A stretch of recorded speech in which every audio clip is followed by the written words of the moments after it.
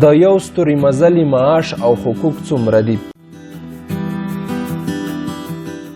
دا چې په نړۍ کې مختلفې دندې او مسؤلیتونه وجود لري او د مختلفو دندو او مسؤلیتونو په مقابل کې خلکو ته مختلف ډوله امتیازات ورکول کیږي. یو د دغو دندو څخه هم ستوري مزلي یا فضانوردي ده چې د نگاه څخه کسان فضا ته د فضایي څېړنو لپاره استول کیږي. دا چې یو ستوری مزلی څومره معاش لري او څومره حقوق لري دا هر څه موږ په همدې ویډیو کې مطالعه کوو. خو مخکې له دې چې موږ ویډیو ته ادامه ورکړو که تاسو زما پر یوټیوب چینل نوی راغلی وئ او که غواړئ دې ته ورته معلوماتي او جالبې ویډیوګانې ترلاسه کړئ نو د دې لپاره تاسو اړ یاست چې زموږ یوټیوب چینل سبسکرایب کړئ تر څو زموږ هره نوې ویډیو ترلاسه کړئ.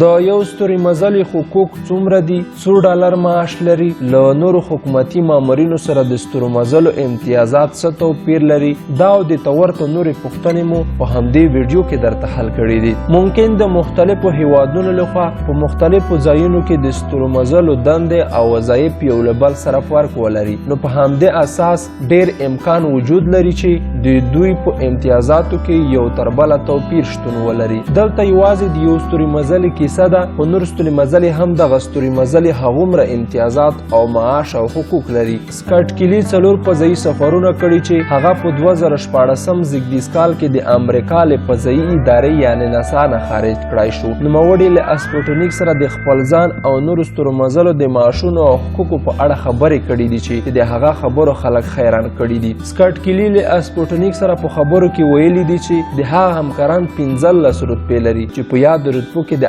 امریکا د سمندري ځواکونو د کپتان او ډګروال رتبې هم شامل دي.